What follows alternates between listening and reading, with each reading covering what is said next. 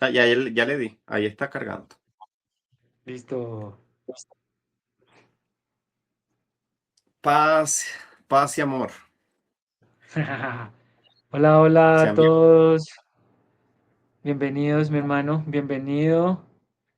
Bienvenido a otras personas que se están conectando. ¿De dónde se están conectando? Si nos pueden escribir ahí en el chat para saludarles. ¿Qué más, bro? ¿Todo Vamos, bien? vamos a darle duro al budismo. Que Eso. viva el yoga. No, mentira, mentira. Hola, hola. Esperar que se estén conectando y bueno, voy a verificar que se esté transmitiendo en este momento en... Eso, yo no sé. Voy a mirar también. Hola, Laura, Cristina. Oh, Cris. Bienvenidas, bienvenidos. Bueno. Miguel, ya en este momento debemos estar transmitiendo también a través de Instagram, se está transmitiendo también. Pero aparece solo en el suyo, ¿cierto? Al menos Sí, que pero yo me... pudimos haber configurado el tuyo, pero pues ya estamos sobre la hora, así que ya Sí, eso no no, va a no, pasar. está bien, Pero ya perfecto. sabemos para la próxima. Sí se puede Eso. configurar. Pues bien, pero Bueno, digamos desde Instagram nos vean a los dos igual. sí, por mi cuenta. Ah, bueno, está bien, listo. Perfecto, pues bienvenidos a todos. Francisco, ay, saludos, saludos a Francisco. Em, entonces, bienvenidos, muy buenos días, gracias por conectarse, gracias por sintonizarse. Bienvenidos a todos, bienvenido, bro. Hoy nos reúne entonces a hablar acerca de la meditación yógica en relación a la meditación budista, ¿no? Antes de que arranquemos, también es esto, lo estamos haciendo con la intención también previo a nuestro curso de profundización de meditación que va a iniciar el otro año, en febrero. Entonces, parte también de lo que vamos a hablar hoy son contenidos que tocamos también en este curso de profundización, ¿no? Entonces, la idea hoy simplemente es entablar un diálogo entre estas dos corrientes, ¿no? Que si bien nacen en un mismo lugar, que es lo que hoy actualmente conocemos como India, ¿no? Está en un contexto en particular y están situados en espacio-tiempo distintos, ¿no? Están ubicados en diferentes épocas y es simplemente es ver cómo se han influenciado realmente, ¿no? Porque me gustaría para arrancar y para la palabra a Frank, decimos meditación yógica, meditación budista, pero tenemos en cuenta que el Buda fue un yogi. El Buddha fue un yogi también. Él, él, él fue un shramana, no un samana. Él fue una asceta. Y el ascetismo en el contexto de lo que nosotros hoy nos podemos referir como meditación, nace en ese contexto del ascetismo, ¿no? Y entonces, por ende, me parece muy curioso porque si meditación yógica y entonces el Buda no fue un yogi, si fue un yogi, entonces, ¿será que la charla debería llamarse meditación yógica del Samkhya o no sé, dependiendo cómo lo queramos colocar a Patanjali versus meditación yógica budista? Eh, Arranquemos desde ahí. Entonces le doy la palabra, no sé.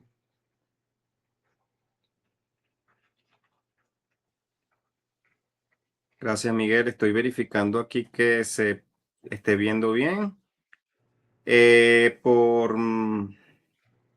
Por Instagram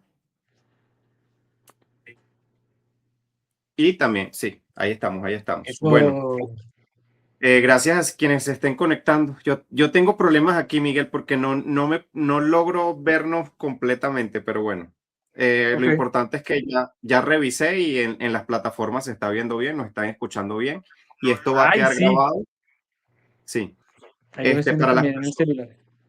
sí, tanto para las personas que están o sea, tanto en Instagram como a través de nuestras dos cuentas y como en YouTube, esto va a quedar grabado, ¿ok?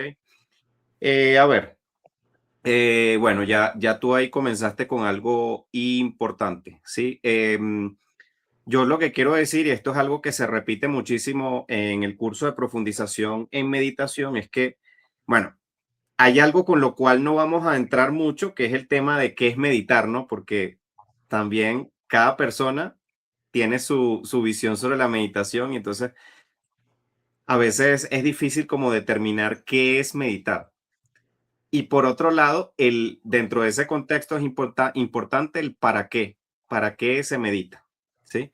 No solo la técnica en sí mismo, no solo lo que hacemos, porque pues eh, meditar no es algo que se hace, pero curiosamente nosotros decimos, vamos a una clase a meditar, ¿no? O vamos a hacer esto para meditar. Y es curioso, es el eterno debate entre si es una técnica o es un estado.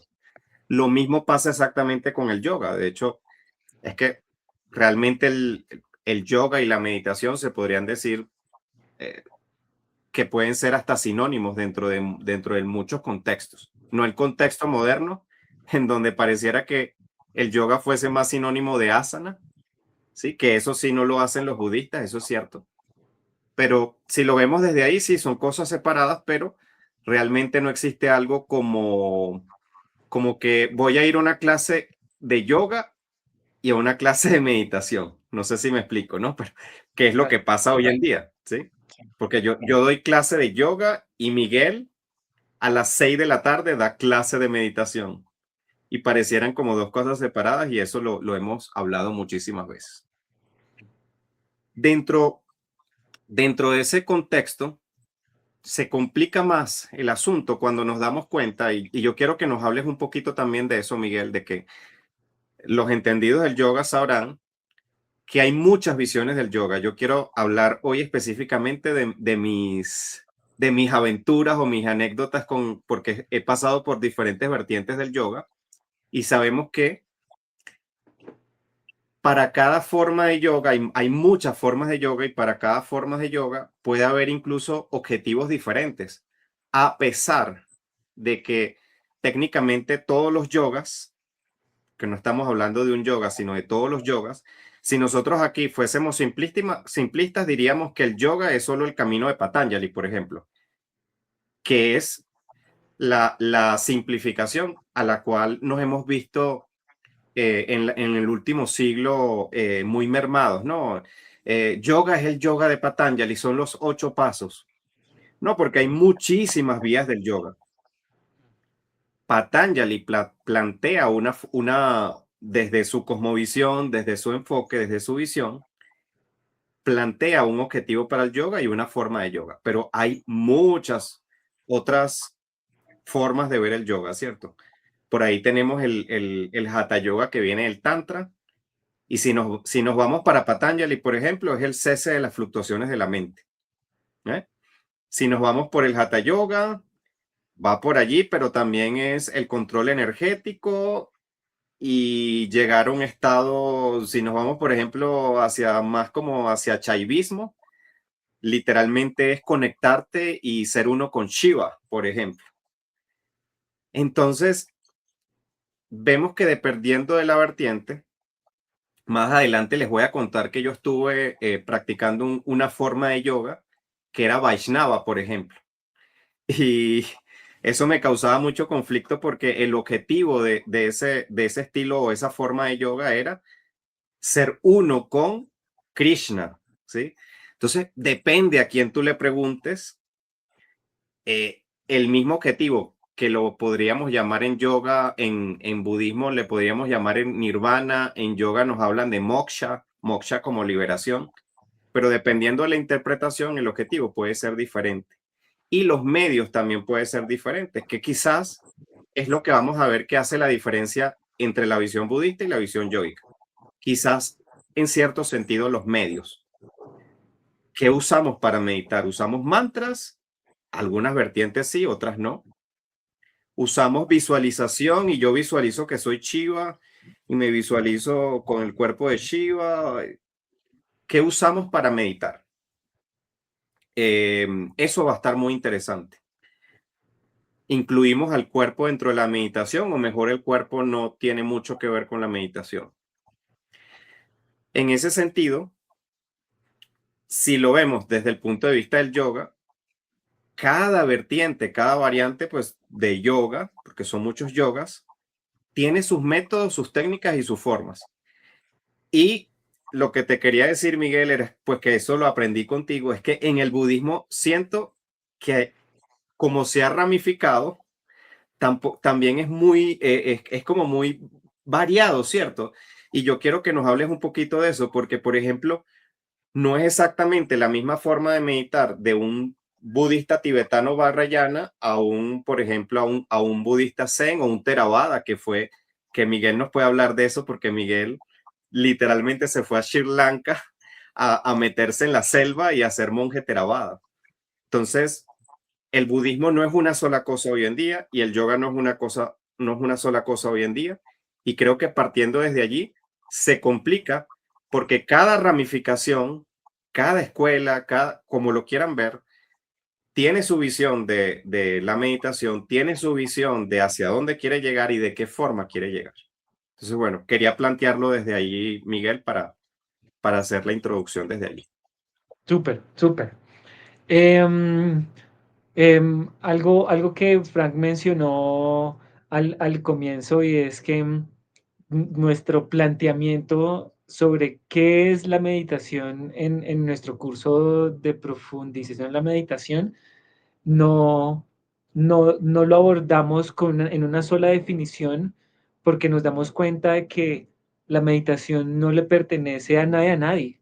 O sea, muchas veces lo que nosotros fijamos es en el contenido, perdón, en el recipiente, ¿no? El recipiente entonces es el contexto que le da la forma a lo que nosotros hoy podemos referirnos como meditación, ¿no? Entonces hay un contexto histórico, hay un contexto filosófico, hay un contexto religioso, hay un contexto social, hasta político, ¿no? Entonces, todas esas cosas son lo que les da la forma a lo que luego ya podemos introducirnos en lo que es el contenido de la meditación. Entonces, por supuesto, dependiendo de la escuela, dependiendo de la tradición, dependiendo del linaje, dependiendo de la filosofía, dependiendo de su propuesta soteriológica, va a influenciar entonces en la forma de la meditación y va a influenciar entonces en la meta, en el propósito, en la técnica, en el método y en todas las cosas que van a soportar la práctica meditativa. Entonces es lo primero. Eh, como les habíamos dicho entonces al comienzo, nacen en un contexto en donde estas corrientes no eran las únicas, sino que son unas de un poconón de muchas, ¿no? Digamos, por ejemplo, cuando uno mira los discursos eh, que se encuentran en los suttas, ¿no? En el Pali Canon, el Buda menciona, porque él tiene hacia lo típico diálogo socrático, tiene diálogos con otros exponentes de otros sistemas de pensamientos, los jainistas, los jivakas, los brahmanes, etcétera, etcétera, etcétera, etcétera. Entonces existen muchas líneas, muchas corrientes, hay muchas líneas de pensamientos, los cuales unos que están unidos a este movimiento de ascetismo, entonces ascetismo entiéndase como la persona que renuncia al mundo literal, a las condiciones mundanas del mundo, se van a la selva, se van al bosque eh, a ejercer la ascesis, como lo decían en los griegos, ¿no? El ejercicio de la profundización de ese autoconocimiento del ser, ¿no? Los cuales unos principalmente no están ligados a los Vedas, y otros que sí están ligados a los Vedas, que eso es importante entenderlo, ¿no? Porque por eso yo le decía, el Buda es un yogi, porque él entra en ese costal, y todos los budistas entran en ese costal, pero su línea es distinta, porque no es védica, uno, es eso, y número dos, es no teísta, además, ¿no? Entonces, por ejemplo, digamos, por ponerlo en un paréntesis, la... El, el Buda, Dígame, dígame. Miguel, es el rock star de su época, el que rompió con todos los esquemas, no ortodoxo. Sí, no ortodoxo, de hecho se podría decir que el budismo es una antítesis de los Vedas en muchos aspectos. Em, y entonces, digamos, por ejemplo, el concepto, como le decía, que se encuentra en los Yoga Sastras de Patanjali, ¿no? De Ishvara, ¿no? Entonces, dependiendo, porque miren que incluso en las mismas escuelas hay interpretaciones y eso ha generado incluso divisiones dentro de las mismas escuelas. Entonces, como usted dijo, ¿no? El budismo, existen budismos más bien, ¿no? Existe la figura principal que es el Buda, existe su tronco principal que es su marco de las enseñanzas y luego vienen todas las ramificaciones de todas las escuelas que se han formado en la historia. Por ejemplo, en el contexto histórico en donde se planta el Buda y donde se planta Patanjali, Patanjali se data mucho tiempo después del Buda. Y digamos, hay estudios que han dicho que al parecer los Yoga Sutras tienen mucha influencia del budismo, o sea, como que Patanjali cogió gran parte de esas enseñanzas y las adaptó a su propia línea, ¿no? A su propia forma de pensamiento, ¿no? Relacionado con la Blasfemia, filosofía, blasfemia, blasfemia, relacionado con la blasfemia. filosofía del Samkhya, ¿no? Y por ejemplo, digamos, parece ser que se basó en escuelas del budismo que ya existían en ese momento, que era una, que es una de las más conocidas que se llama la Sarvastivada y la otra que se llama la Yogashara, pero la Sarvastivada es Theravada y la Yogashara es Mahayana. Entonces, muy interesante porque de todas esas ramificaciones del budismo, entonces vienen, como les habíamos dicho, diferentes vertientes. En esas diferentes vertientes, entonces empiezan a manifestarse diferentes formas en cómo interpretan lo que enseñó el Buda. Digamos, por ejemplo, si ven hoy en día en el yoga moderno, se habla de asana más enfocado hacia un trabajo netamente corporal. En el budismo no existe el trabajo corporal, excepto en ciertas escuelas en particular. Por ejemplo, en el budismo tibetano existe una línea que sí introduce el trabajo corporal, el trabajo físico, un trabajo de asanas, lo pongo entre comillas, ¿no? Pero el resto de los budismos no. Entonces es importante entender en ese contexto porque Patanjali, el hombre serpiente, más allá de que sea un agente real o que fue recopilador o que fueron varias personas, más allá de la mitología, etcétera, pues fueron dos individuos que nacieron en el contexto del ascetismo. Eso es clave. Entonces, en ese orden de ideas, sus enseñanzas tienen esa influencia. Un grupo de personas cuyo pensamiento implica el desprendimiento de un mundo material, ¿no? Entonces el Buda renunció a la herencia de su padre, que era un monarca, y se unió a la gente allá al bosque, cogió unos trapos de un cadáver y empezó a deambular en la selva y ahí se encontró con un poco de personas que le enseñaron muchas cosas hasta que alcanza el famoso despertar, ¿no? Y entonces vemos el comparativo con lo que enseñó Patanjali y vemos que son pasos muy parecidos al octuple sendero de lo que enseñó el budismo. Y hay conceptos muy parecidos, como se encuentran las Brahma Viharas, el concepto de los estados meditativos, ¿no? Del Samadhi, etcétera, pero hay ciertas diferencias. Entonces, partamos desde ahí.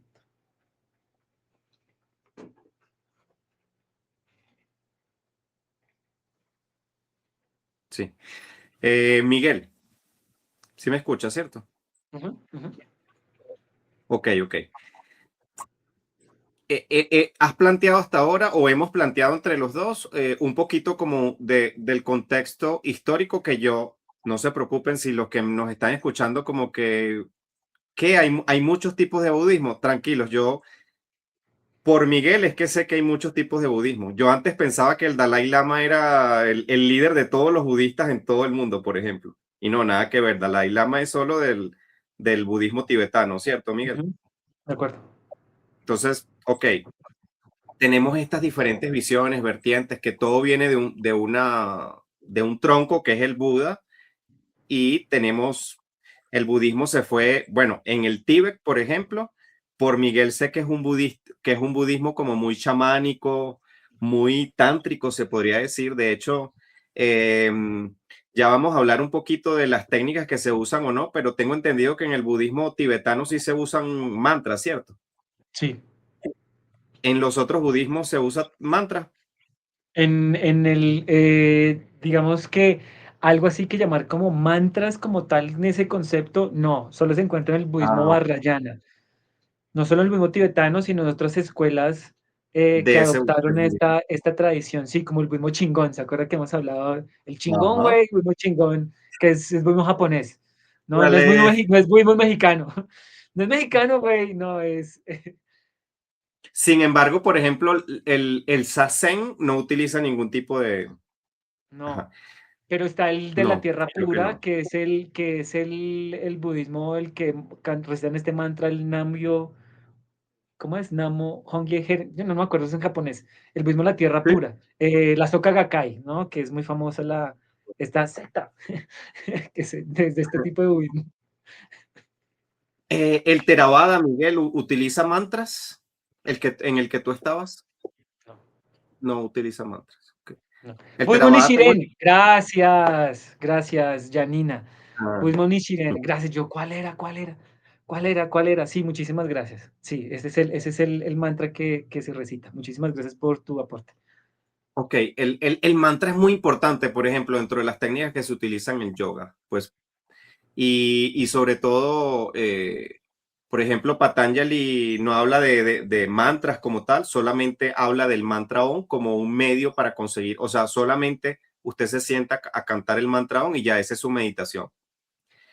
Que de hecho, cosa interesante que a veces uno no se da cuenta, no se percata, pero sí, quien lea los Yoga Sutras sabe que el Ashtanga Yoga es uno de los yogas que muestra Patanjali, pero no es el único yoga que está allí. Uno ve el Ashtanga Yoga como sinónimo de los Yoga Sutras de Patanjali, pero el canto del mantra Om por sí solo es una forma de yoga. No te dicen haga asana, no te dice haga pranayama, no te dice nada de eso, solamente te dice siéntese y canta el mantra Om, por poner un ejemplo. ¿Sí? Eh, y si nos vamos al Hatha Yoga, por ejemplo, el Hatha Yoga en general utiliza mucho el mantra, eh, pues como una forma de expresión del prana que es súper importante. Yo tengo aquí, como para bajar un poco esto a tierra, le pregunté a ChatGPT, yo te lo mandé esta mañana, Miguel, como que me haga un cuadro comparativo, ¿no? Con las diferencias. Estas son diferencias soteriológicas, sobre todo, etcétera. Entonces, yo te lo voy a ir diciendo, Miguel, y tú haces las correspondientes, tus correspondientes aclaraciones, comentarios. Entonces dice, vamos a ver si ChatGPT pues está en lo correcto o no. Pero entonces dice, en el yoga, ¿sí? Como disciplina, existe un ser esencial, Atman o Purusha, ¿sí? Dice que en el budismo, ¿cómo es esto? No existe un yo permanente. ¿Eso es así? En el budismo no existe un yo permanente.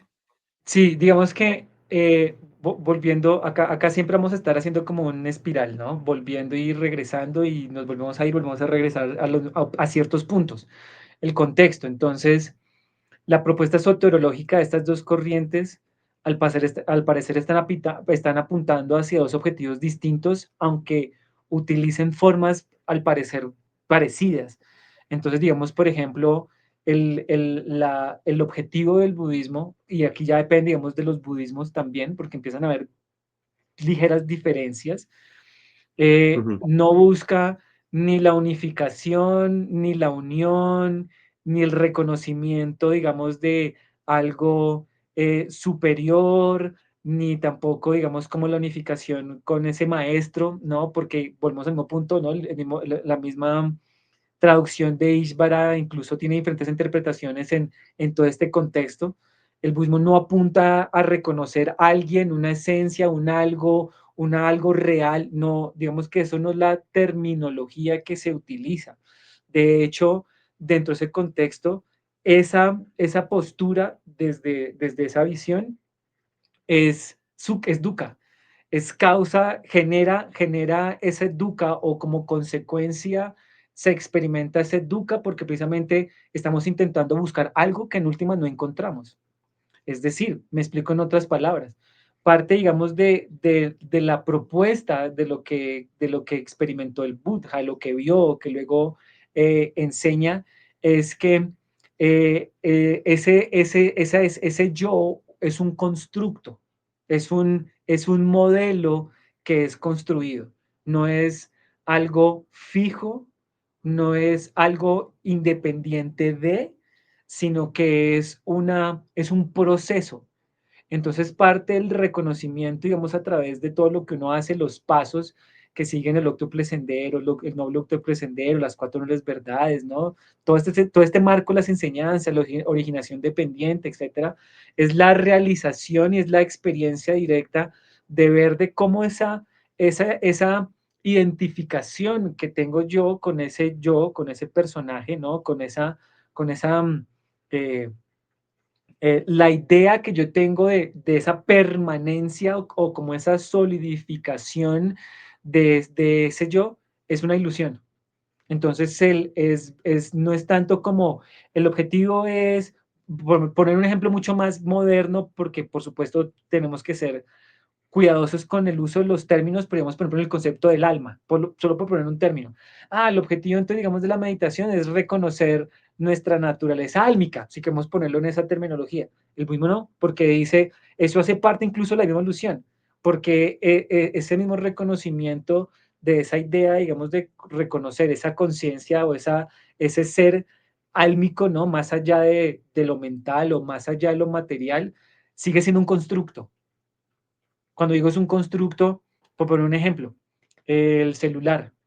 Entonces yo llamo a esto celular, ¿cierto? Entonces una manera de explicarlo sería decir, el objetivo es encontrar la esencia del celular. El celular tiene una esencia.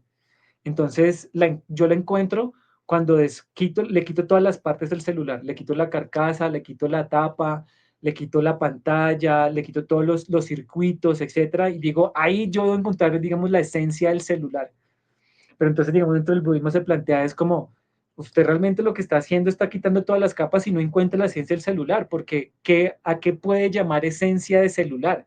Que esas cosas que usted quita, realmente puede decir, es que esto es el celular, porque si yo quito la tapa, sigue siendo celular o se convierte en algo más. Entonces, digamos, como en una ejemplificación muy sencilla, de esa forma, es buscar eso, o sea, como yo Ajá. intento encontrar ese yo y me doy cuenta que no exista, porque es que aquí es donde se empieza uno a enredar con las palabras, porque no es que no exista, sino es la idea errada desde esa perspectiva que tengo de creer que existe como algo sólido, que existe como algo permanente, que existe como algo que no transmuta, que no se transforma o que no cambia en dependencia de otras cosas.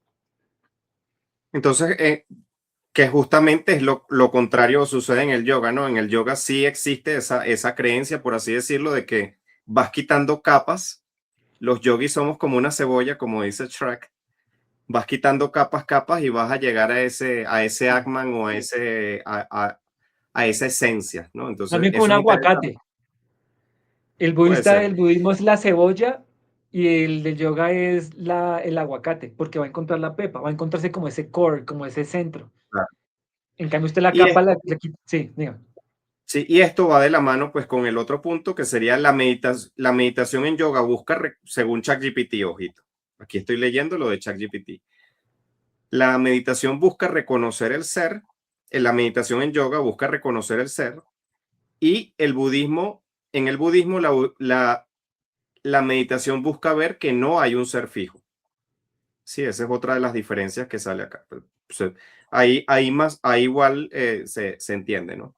Ujú. Em, en el yoga se cree que hay una conciencia eterna y se medita para eso, para reconocer tu conciencia eterna. En el budismo todo es impermanente. Sí. Eso me recuerda a Vipassana. Si alguien por ahí ha ido a Vipassana, con lo que yo he ido 2 veces. Quiero Sí. hablar un poquito de eso.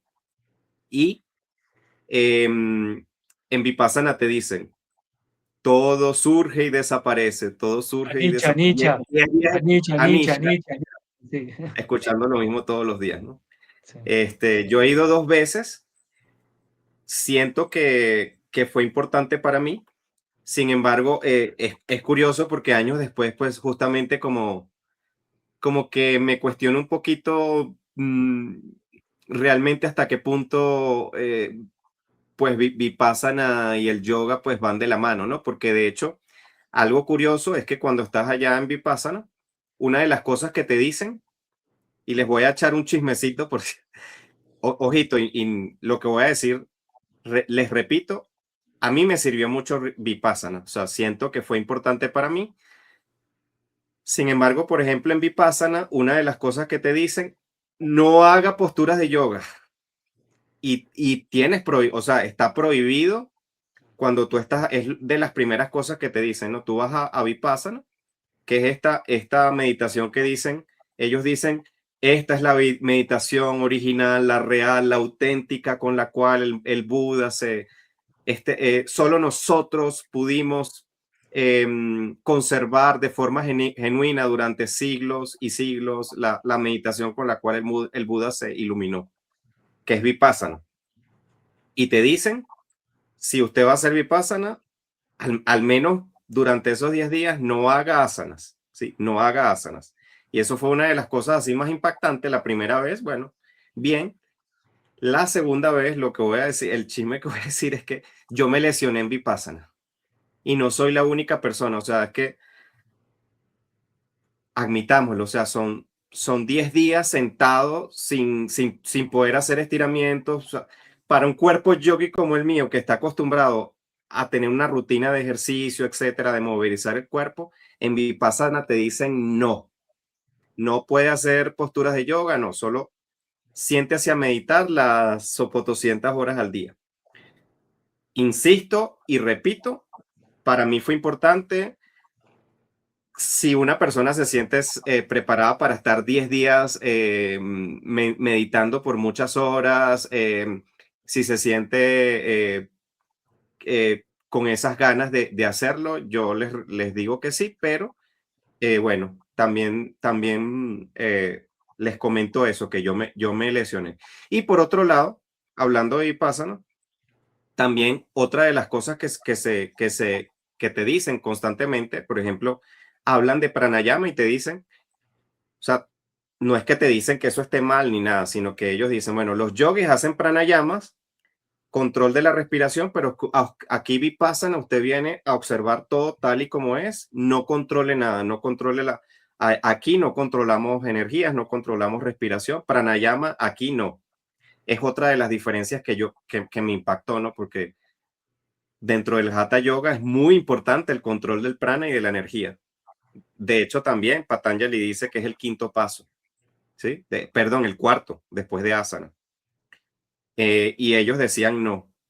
Y también te dicen que como Vipassana es visualizar la realidad tal y como es, prohibido visualizar dioses, prohibido recitar mantras, o sea, no, nada, solo observar la realidad tal y como es. No puedes generar nada ni con tu voz, ni generar nada con tu mente, cosa que sí hacemos mucho dentro de la corriente yógica, en donde es muy común utilizar mantra, o sea, generar una vibración, utilizar visualizaciones como el yoga nidra y otras formas de yoga. Y en algunos contextos visualizar dioses, deidades o símbolos. Eso me pareció muy curioso. Y por ejemplo, en la meditación vipassana como tal, que es una forma de meditación budista porque no es la única. No sé si será la pristísima, la original, pero bueno, hay otras. eh, Eso a mí me sorprendió mucho y después me causó como mucha, porque somos muchos los profesores de yoga que vamos a Vipassana, al retiro de los 10 días, buscando lo que el yoga moderno no nos da, porque vamos a estar claros que la mayoría de nosotros en clases de yoga, la meditación son 5 minutos si acaso. Entonces, yo fui buscando eso que sentía que el yoga, al menos el yoga moderno, no me da. Entonces, pues les quería compartir mi experiencia ahí en Vipassana. Sí, mire que eh, primero, como les había dicho entonces, dentro de los mismos budismos existen diferencias en la manera en cómo construyen la práctica de la meditación. El retiro de Vipassana de Goenka, que no es el único, además, sino que es el más conocido, es el que más bombo y platillos le hacen, porque es el que ha tenido más financiación por parte de la comunidad a lo largo de su sustento en la historia, ¿no? Porque el Vipassana nace como incluso por una cuestión política, ¿no? Una manera de salvaguardar, me disculpan el enredo de la palabra, el, el, el, el marco del budismo, las enseñanzas del budismo frente a una supresión o una invasión de los ingleses frente a los birmanos. Entonces, miren cómo todo eso tiene todo un entretejido. Entonces, este retiro de Vipassana tiene un contexto en particular en donde se basan en unos textos en particular, en unos comentarios en particular, y es una forma en particular, porque yo he hecho otros retiros de Vipassana, no de Goenka, y son diferentes. Tienen estructuras muy parecidas, pero no tienen esa rigidez, ¿no? En donde, digamos, por ejemplo, hay una prohibición, entre comillas, de cosas que en otros retiros sí son permitidos. Digamos, por ejemplo, yo estoy en otros retiros de Vipassana, de la misma tradición birmana, de otro exponente, ¿no? En donde se involucraba la meditación caminando, por ejemplo, y le permitían a uno estirarse. Entonces era un poco diferente. Pero tampoco hice como Inca. ¿Cuál hiciste, Laura? Ya que lo escribiste, lo comentaste, de qué tradición, si de pronto lo recuerdas o algo. Entonces, es muy curioso, Frankie, porque mire que yo, en mi contexto, yo primero me encontré con la meditación. Cuando yo me encontré con el yoga, fue con la meditación en Brahma Kumaris. La primera vez que yo entré a meditar y yo me dijo la palabra yoga, fue como meditación. A mí por eso lo mío fue la meditación de principio a fin, a pesar de que después me encontré con el trabajo postural y además me hice también profesor de yoga, ¿no? Porque de yoga moderno postural, ¿no? También me formé como tal, pero mi escuela siempre vino desde la meditación, siempre estuvo muy presente y luego cuando llegó el budismo, pues yo me fui por esa línea y yo tenía mi casa en Buenos Aires. Ah, mira, gracias. Y yo tenía, y yo tenía entonces ese paralelo, ¿no? Yo asistía a este centro tibetano acá en Bogotá, me metí full con toda la vuelta con ellos, pero en paralelo empecé a practicar hatha, ¿no? Y hatha y vinyasa y etcétera, etcétera, etcétera. Y yo también tuve ese cuestionamiento, porque yo decía, pero no entiendo por qué no se enseña tanto la meditación. Claro, luego ya uno entiende otro el contexto moderno del por qué la parte corporal, la evolución y el aporte que le dio el occidente a la formación de esa idea moderna que tenemos de las asanas, etcétera, etcétera, etcétera. Pero miren que cuando ya vamos al grueso, cuando vamos a la estructura más de la forma de la meditación, encontramos que son cosas muy parecidas. Siéntese con las piernas cruzadas, que la columna erguida, preste atención a lo que está observando, ¿no? A lo que esté haciendo. Por lo general siempre, entonces se nombra la respiración, etcétera, pero también hay unos parámetros y unas conductas. Entonces, digamos, por ejemplo, en el Patanjali tiene los llamas, pero es muy parecido a como son los panchasila en el budismo, en Pali, que son, digamos, como unos votos que toma uno como laico: no matar, no robar, no tomar lo que no se le ha sido dado. Como es un contexto Ahí monástico, mismo, sí, o sí, sea, realmente eh, los académicos lo han rastreado y pues aparentemente son cosas que se han tomado del jainismo. O sea, que ujú. ni siquiera es que sean del yoga propiamente o del budismo, sino que posiblemente son, son fusiones que se han dado y cosas que se han tomado de otros sistemas. Claro, y además porque mire que dentro de estos sistemas utilizan términos muy parecidos. Hablan de nirvana, hablan de samadhi también, hablan de las Brahma Viharas, ¿no? Meta, Karuna, etcétera. También las nombran. em, y al parecer es como, sí, pareciese como si estuviéramos hablando de, volviendo al punto, otra vez al comienzo, como pareciese como si estuviéramos hablando de cosas que son muy parecidas, pero las diferencias empiezan a ver es en cuanto al propósito, en cuanto a lo que yo estoy buscando, en cuanto a lo que por medio de estos ejercicios, de estas prácticas me van a llevar a observar, a entender, a percibir, etcétera. Entonces, digamos que las formas son muy, muy parecidas, ¿no? Digamos, por ejemplo, la definición de yoga en los Yoga Sutras, ¿no? El yoga, ¿cómo es? Chitta, Vritti, Niroda, no me acuerdo en este momento cómo es que es en Yoga este Chitta, instante. Vritti, Nirodha. Gracias. Yoga Chitta, Mire, Vritti, Nirodha.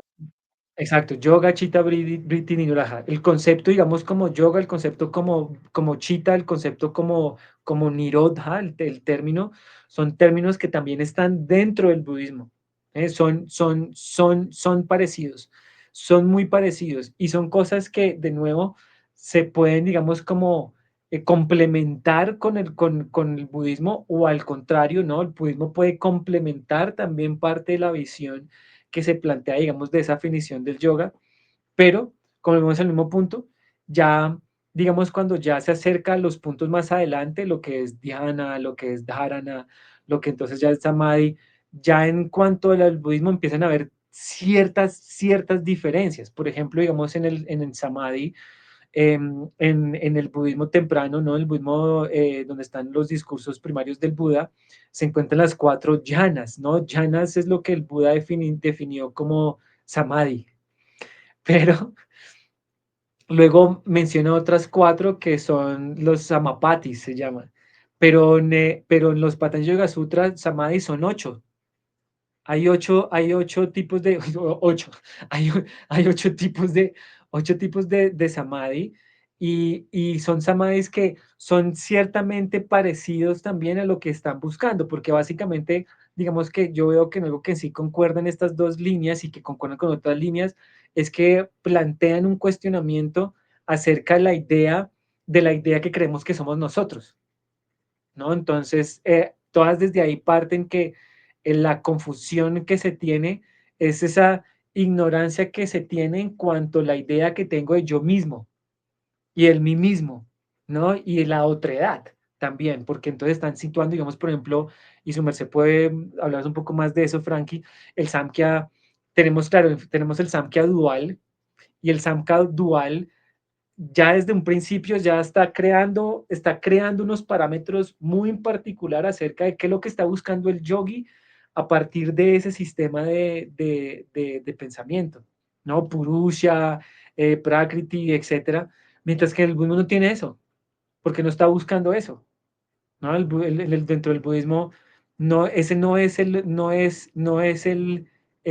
objetivo, es la palabra, bro. Sí, sí, ya vamos para allá. Entonces, ay, ¿qué pasó aquí? Un segundito. Este, dos cositas más aquí de la tablita de ChatGPT, de GPT. Dice que en el yoga hay un uso intenso del cuerpo y de la energía, y en el budismo uso mínimo del cuerpo. Nuevamente, depende, por ejemplo, de qué tipo de yoga. Evidentemente, el yoga que más, el yoga del cual deriva la mayoría de las formas de yoga que hacemos hoy en día a nivel moderno es Hatha Yoga, y si tomamos solamente como Hatha Yoga, sí, uso intenso del cuerpo y la energía, pero recuerden que hay otras formas de yoga. Y en el budismo igual, en general, sí, hay un uso mínimo del cuerpo, pero como lo dijo Miguel, hay algunos sistemas budistas en donde sí hay uso del cuerpo. Y este último también es relativo. Yo creo que aquí Chapi, aquí sí, no estoy de acuerdo. Dice, Chapi como usa, ChatGPT como usa, me imagino, pues lo que consigue en Internet, es muy común hoy en día ver la definición de yoga como unión, ¿no? Pero sabemos que no necesariamente es así, y de hecho no hay textos clásicos que digan que yoga es unión. La palabra yoga incluso era la unión entre dos bueyes, pero era más como juntar, como atar. De hecho, Sí. atadura sería una traducción más correcta que unir.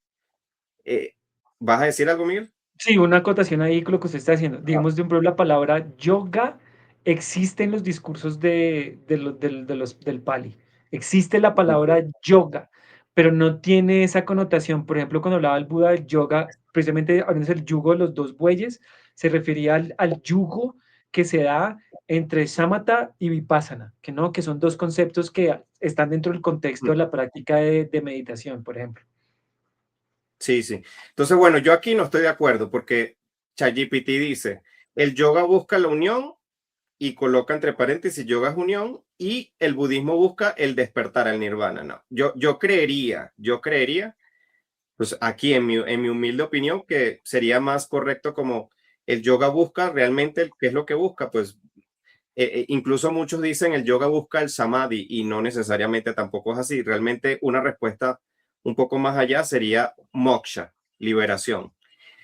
Y ahí, aunque podríamos hacer un debate de qué es moksha y qué es nirvana, podrían ser objetivos no tan lejanos. O sea, podríamos decir que no es que busquen algo tan diferente tampoco, no. Solo que los conceptos en ese sentido cambian.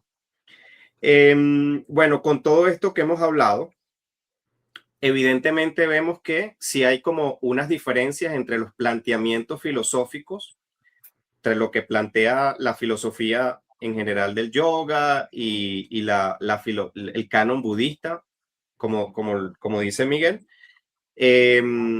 Las formas pueden variar y sin embargo entonces tenemos la gran pregunta que fue lo que colocamos aquí, Miguel, y yo quiero pues que tú nos contestes y después si quieres yo complemento. Y la gran pregunta era, ¿son compatibles realmente? Nosotros podemos unir la meditación yoica y la meditación budista en nuestro camino espiritual o como lo queramos ver, en nuestra práctica espiritual, si lo queremos ver. ¿Cómo lo ves tú? Que además, como bien lo dijiste, también te formaste como profesor de yoga y te fuiste por allá a la selva a meterte como monje budista. Pues mire que fue muy interesante, bro, porque es más, yo me acuerdo que cuando yo hice en un retiro de Vipassana que yo hice cuando estaba viviendo en este monasterio en Alanda, allá en Francia, em, y yo estaba en ese cuestionamiento, yo decía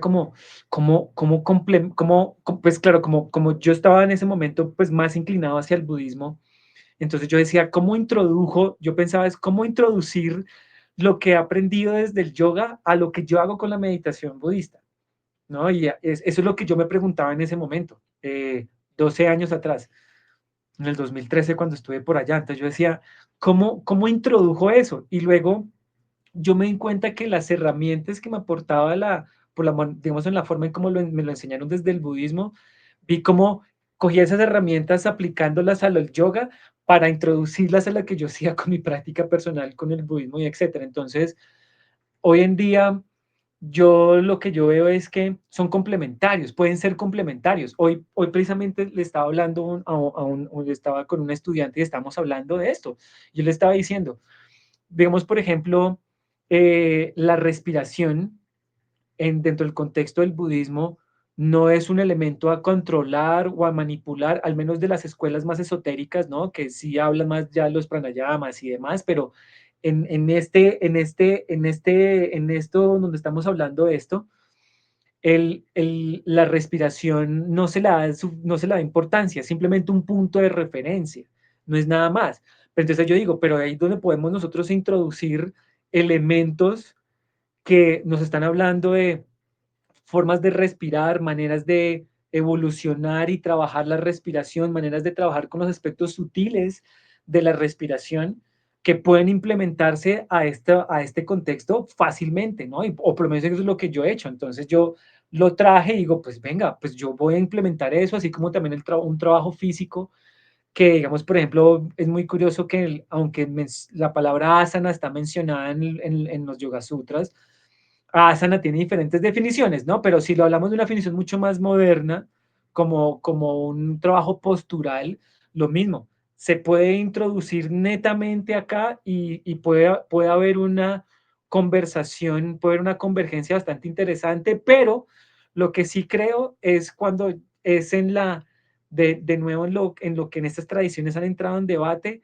es en cuanto yo puedo utilizar las mismas técnicas, puedo utilizar los mismos métodos, puedo utilizar esas herramientas, pero lo que ya cambia es la dirección hacia donde lo quiero llevar, ¿no? Es ya hacia lo que yo quiero cultivar, porque hemos el mismo punto. Si yo me estoy basando en un pensamiento netamente budista, hablar con la unión con Dios no cabe, no entra. Pero, pero, si yo puedo ir un poquito más allá, puede que a lo mejor no importe. Es decir, le pongo un ejemplo, saliéndome un poquito de este contexto de lo que estamos hablando. Thomas Merton, que fue un jesuita muy importante en los 80s o en los 90s, porque tuvo muchos diálogos con monjes budistas. Él practicaba la meditación budista, por decirlo así, pero él era católico, era un jesuita. Y entonces cuando hablaba con Lamayeshe, que fue un monje muy conocido en el budismo tibetano en la década de los 80s, en el occidente de los Estados Unidos principalmente, eh, tienen una conversación interna y ellos dicen que cuando estaban en silencio, cuando ya había ese silencio y se encontraba esa quietud, decía que el silencio era Dios, decía Thomas Merton. Y la Mayeshe decía, ese silencio es lo que nosotros llamamos la vacuidad, es lo que llaman la vacuidad. Entonces ahí es donde decimos Miguel, los por eso términos. yo siempre te digo que la vacuidad te bendiga, hijo mío. Sí, sí, sí. El vacío te acompañe. Me encanta. Bendita la vacuidad. Sí, porque a la final lleva entonces ir más allá de lo conceptual, ir más allá de la conceptualización, que en últimas es la que está haciendo eh, cómo este personaje es el que está, cómo está percibiendo el sujeto cómo se percibe a sí mismo y cómo el sujeto también percibe el objeto y por ende cómo percibe lo que está proyectando, ¿no? Hacia esta realidad. Entonces, yo digo que pueden ser complementarios, sabiendo que a la final, pues pueden haber ciertas diferencias, ¿no? Pero voy un poquito más a fondo, más allá de saliendo de estos sistemas, y es preguntarnos qué hacen el individuo. Para mí han sido muy útiles las dos. Para mí ha sido de gran utilidad no decir, esto está mal porque Patanjali entonces habla no, yo qué sé, de dispara como si lo interpreto como una deidad, como el maestro, lo que sea, o el maestro interior, lo que sea. Y no puede sonar tan distinto, digamos, por ejemplo, a un término más contemporáneo en el budismo que es el Tathagata-garbha, el embrión del Buda, la naturaleza búdica, por ejemplo. Y eso viene del budismo mahayana. Entonces, volvemos al mismo punto. Son términos que nos podemos quedar enredados en eso, pero veo que pueden ser muy complementarios. ¿Cómo lo es su merced? Sí, gracias, gracias, Miguel. Pues yo quiero terminar con, pues, mi respuesta es muy parecida a la tuya y bueno, siempre son compatibles, depende. ¿Depende de qué? De tu visión, ¿sí? Depende de tu visión porque tu visión hace tu realidad, ¿sí? Entonces, para ti, para mí, por ejemplo, para alguien, pues que vive estas tradiciones como desde un punto de vista muy personal, son totalmente compatibles, al punto de que Miguel es mi profe de meditación y aunque él en este momento se abrió al budismo y pues realmente aún así yo siento que Miguel tiene mucho sigue siendo budista, solo que se salió del budismo y ahora puede ver el budismo desde otras perspectivas, ¿no? Diferente a cuando uno lo hace desde una tradición. Creo que eso nos ha pasado a nosotros mucho en yoga. Sin embargo, por ejemplo, por ponerles un ejemplo, porque va a depender también de a quién le preguntes. Para nosotros que no somos serios, que somos súper relajados, es totalmente compatible. Pero si usted le pregunta esto a un budista que sigue una línea muy particular, le va a decir no. De hecho, tengo una anécdota. Yo que soy profesor de asana, se me ocurrió en una ocasión, bueno, cada vez me encanta más el pranayama y es una técnica que amo y que me trae, y en cierta medida el pranayama ya en sí mismo es el paso al antaranga, es el paso al mundo interno en el yoga, antares adentro. em, y, y yo lo estoy aplicando muchísimo. Y bueno, en una ocasión me invitaron a un centro de yoga y a mí se me ocurrió, yo dije, quiero compartir pranayama. Y adivinen qué pasó cuando llegué allí. Una de las alumnas es practicante de budismo, no, no me pregunten qué rama, etcétera, pero entonces fue fantástico igual porque ella me abordó y me dijo, mira, yo quiero que tú sepas que yo sigo, yo estoy en un proceso de espiritualidad budista, estudio budismo, tengo mis mentores, no sé, sus lamas. Y ella fue muy sincera conmigo y me dijo, mis mentores budistas, pues me dicen que puedo practicar yoga, pero solo como ejercicio, solo la parte física, ¿sí? Solo las asanas. Pero yo no practico pranayama, no practico ninguna de estas técnicas, ni ninguna técnica meditativa que tenga que ver con yoga. O sea, ella solo practicaba el bajiranga del yoga, es decir, las técnicas externas. Y el antaranga, que es la parte meditativa del yoga, ella dice no.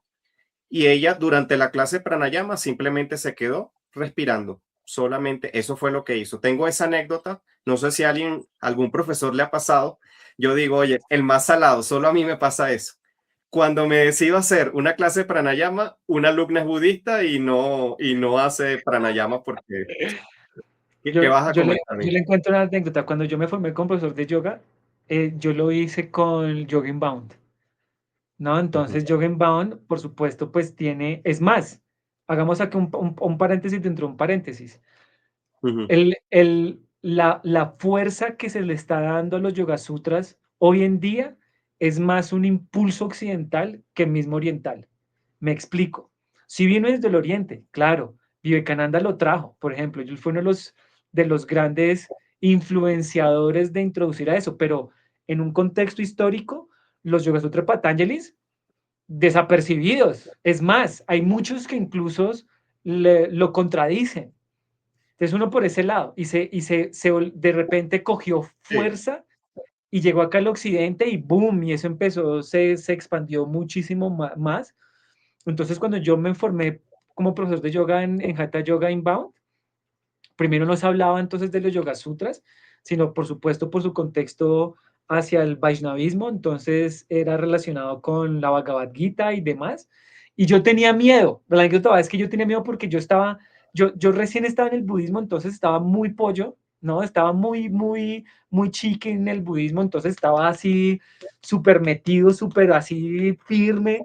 Y cuando yo dije, pero yo quiero hacer yoga, pero es que a mí no me suena a luz Krishna, a mí, yo no, a mí, y yo tenía miedo, y tenía miedo en Miguel en ese momento tenía miedo, porque yo decía, yo no me quiero convertir, no quiero que me conviertan al Vaishnavismo, porque yo no creo en Dios, o sea, yo decía eso en ese momento, decía, yo no creo en Dios, y dije, bueno, voy a hacer el curso igual, entonces me hice la formación con ellos, yo era tildado el impersonalista, ¿no? Entonces el impersonalista, ¿no? El que era el budista, pero fue muy bacano porque a la final, pues no me convertí en Hare Krishna. Hoy en día diría, no hubiera pasado nada si a la final me hubiera encontrado con eso y hubiera sentido algún gusto o algo. Pero lo estudié, lo practiqué y fue una chimba. Y mire que fue muy bacano. Yo continué con el budismo, pero aprendí mucho también desde este contexto y, y, y tenía esa ortodoxia. Entonces yo decía no, y hay cosas que yo no practicaba. ¿Por qué? Porque dentro del budismo me decían, usted no puede hacer esto, usted no puede hacer aquello, lo otro. Entonces yo decía, ya esas prácticas que ya eran muy prácticas muy concretas de ellos, yo no las hacía, aunque sí participaba. ujú. Sí, de hecho, Miguel, ese es justamente también el otro comentario que iba a hacer. Por poner un ejemplo, también, si nos vamos al lado, eso por el lado del budismo. Un budista que sigue una línea muy particular, pues te va a decir, no, pues es que el yoga busca algo totalmente diferente. Si, pues si estás estudiando las enseñanzas del Buda de esta escuela, pues eh, te puedes confundir si tratas de hacer combinación. Entonces puede haber incompatibilidades, pero son filosóficas y va a depender entonces de la línea. Y por el lado del yoga, justamente, quería compartir también estuve practicando una línea de yoga que es Vaishnava, ¿sí? O sea, también, vamos a decir, Hare Krishna, por así decirlo. Estuve practicando ese estilo de yoga 2 años, 2 años en particular, y el profesor, el maestro, el gurú, era muy, muy enfático en que todo lo que se hacía dentro de esa línea de yoga era para unificarse al Supremo, ¿no? Como básicamente ellos te decían, todo lo que nosotros hacemos, todos los esfuerzos son para unirse a Krishna. Recuerdo haber ido a un retiro y en ese retiro le podías hacer una pregunta al maestro al final y en ese retiro a mí se me movió mucho las cosas porque al igual que tú yo estaba muy confundido porque yo decía, oye, pero yo no veo al yoga desde un punto de vista religioso. Y sé que muchos de nosotros decimos el yoga no es religión, pero recuerden que sí que sí es compatible con la religión y hay estilos de yoga que son religiosos, ¿verdad? En este caso, un estilo Vaishnava. Vaishnava, Vishnu, Krishna. Mi pregunta para el maestro al final de ese retiro fue justamente la misma que tú te hiciste.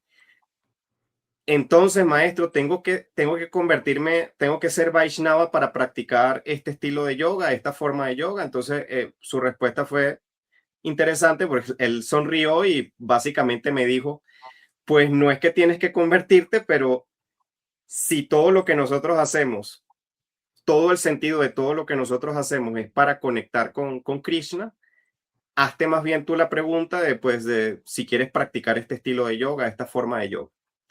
Eh, pues me imagino que sabrán que pues mm, reflexioné y le hice caso en el sentido de que yo dije, no, pues no puedo seguir practicando algo si mi intención no es esa, o sea, mi intención definitivamente, respetable el Dios personal, etcétera, pero no todas las formas de yoga te llevan a un Dios personal como puede ser Krishna o Shiva.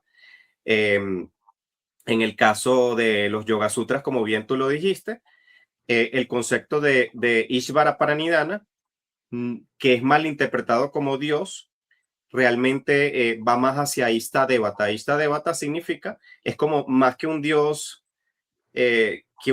único, es como tu conexión interna con lo que tú creas que sea Dios, ¿no? O con lo que tú sientas que sea Dios. Entonces, por ejemplo, desde los Yoga Sutras te dan esa libertad.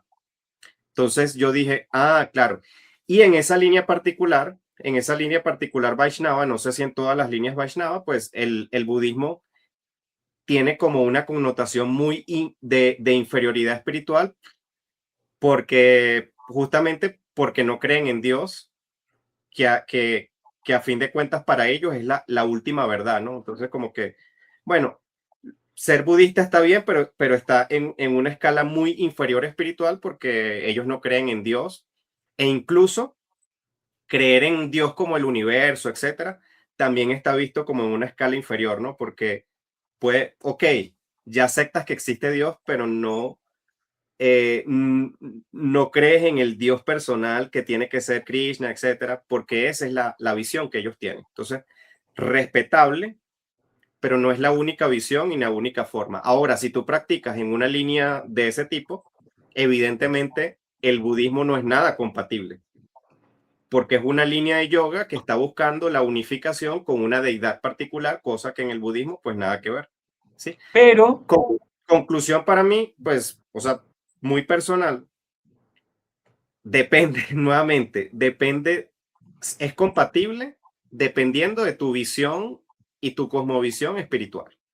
sí, Qué vas a comentar, no, Miguel? una acotación así ya breve para ir recapitulando y cerrando, y es sí, mire que por ejemplo, digamos en el budismo tibetano, la figura del lama, la figura del maestro es muy importante, al punto de considerar, y claramente, digamos, esto viene por la influencia tántrica chivaísta y demás, que uno no se puede iluminar o no puede alcanzar esta liberación sin el maestro, sin el gurú, sin el lama. Eso solo existe en ese tipo de budismo, ¿no? Y incluso algunas prácticas tántricas que incluyen muchas visualizaciones de mandalas y toda la vuelta, también está la, digamos, como la integración o la unión, claro que es arquetípica de figuras de Budas que son representan cualidades que uno quiere encarnar, ¿no? Entonces, Avalokiteshvara, ¿no? Que es el Buda de la compasión, ¿no? Manjushri, que es el Buda de la sabiduría, etcétera. Entonces, digamos, uno hace prácticas en el cual dicen, uno se está comportando como la deidad, uno es la deidad, ¿no? Pero esos son ya formas en correspondencia a este tipo de budismo en particular, en parte en particular. Bueno, entonces, para irlo cerrando, primero que todo, pues dándole las gracias a todos por su participación, por estar hasta este momento, gracias a todas las personas que aportaron con sus comentarios. Em, tres cositas. La primera, entonces, recordándoles que en febrero del otro año vamos a arrancar con nuestro curso de profundización en la meditación. Son 8 módulos que están distribuidos en 4 meses, en el cual vamos a hablar de aspectos muy generales, ¿no? De lo que nosotros proponemos con la práctica de la meditación, no enfocarlas claramente, vemos cosas del budismo, pues porque obviamente hace parte de mi escuela y de mi formación, pero no es únicamente budista. Frankie aporta cosas del yoga, aunque no es únicamente del yoga, sino simplemente es brindar como nosotros lo decimos, ¿no? Una profundización sabiendo que no, pues no se profundiza tanto, pues porque al final esto tiene mucha carnita, ¿no? Tiene mucho por, por, por, por, por seguir deconstruyendo. Número dos, eh, entonces, bueno, empezamos en febrero, tenemos unos descuentos antes de finalizar el año, por si se quieren unir, si tienen cualquier duda, cualquier pregunta, nos pueden escribir, nosotros le enviamos el PDF con toda la información, los precios, el temario, las fechas, etcétera. Listo. Número dos, el doy en 8, el jueves 18, entonces para los que están atentos, acá los que están aquí, los que van a ver esto por diferido, vamos a hacer una clase especial entre los dos. Vamos a hacer una clase enfocada en el Shavasana y en la muerte, ¿no? Digamos, por ejemplo, uno de los módulos que tenemos, eso de la muerte, ustedes saben que es uno de los temas que yo me especializo en la meditación en la muerte, muy presentes en estas corrientes también, además. Entonces vamos a enfocar una clase de la postura de Shavasana y vamos a trabajar el tema de la muerte, ¿no? Entonces eso de hoy en 8 vamos a compartir la información estos días para que estén atentos. Y también el sábado 27, ¿no? El sábado 27 sí es algo ya es algo mío. También va a haber una clase, una masterclass en particular enfocada en el perdón, ¿no? Meditación en la muerte, pero enfocada en el perdón. También les compartiré la información en estos días en referencia a eso para que también estén atentos. Y pues nada, dándole las gracias de verdad, muchas gracias. Frankie, de verdad, como siempre, es un placer, es un gusto, mi hermano. Recuerden seguirnos ahí en redes entonces. Dígame, bro. Esa clase de Shavasana va a estar muy buena. De hecho, ya Sí. la hicimos hace 2 años, Miguel, ¿te acuerdas? Ujú. Sí, La de Shavasana. sí, Sí, sí. exacto. Vamos a ver aspectos por allí técnicos, pero pues principalmente muy desde el simbolismo y la reflexión en la muerte, ¿no? Eso. Sí, me gustaría terminar con Chapi, Hágale, pues hágale. porque hay algo aquí que me parece que dijo la inteligencia artificial y sí, me parece interesante. Entonces, dice, desde lo tradicional, ¿sí? Ojito con eso, desde lo tradicional, filosóficamente no dicen lo mismo, ¿sí? A manera de conclusión, desde lo tradicional. Uno afirma el ser, el otro lo niega. Desde la experiencia directa, cuando meditas profundo, no aparece ni el yo ni el no yo. Eso Me está muy encanta, interesante. me Solo gusta. hay presencia, solo hay silencio, lo que dijo Miguel. ¿Sí? Mm. Em, aquí, aquí lo que importa entonces es la experiencia directa. Mezclamos técnicas entendiendo sus raíces. Esa es una gran pregunta, ¿no? No es malo combinar, es malo confundir los fines o no estar Epa, claro. Yo diría no estar claro con los fines. claro.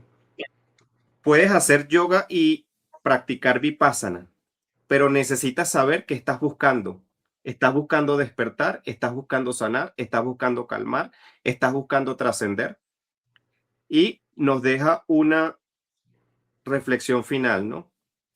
a veces el yoga y el budismo discuten con palabras, pero en el silencio meditan igual. Lindo. Eh, Me encanta. Lindo Chévere eso. ese final. Bueno, Gracias. chicos, gracias a todos, Frankie, muchísimas gracias. Gracias a todas las personas, les deseamos un excelente día. Saben que estamos en contacto. Cualquier cosita nos escriben, cualquier cosa que estamos ahí en disposición. Y bueno, nos vemos entonces de hoy en 8 y nos vemos entonces en el curso también el próximo año. Un abrazo Abrazo, para gracias, todos, que Elena, estén muy bien. que Eso se le... nos Un abrazo vemos. para Bye bye. todos. Chao, chao.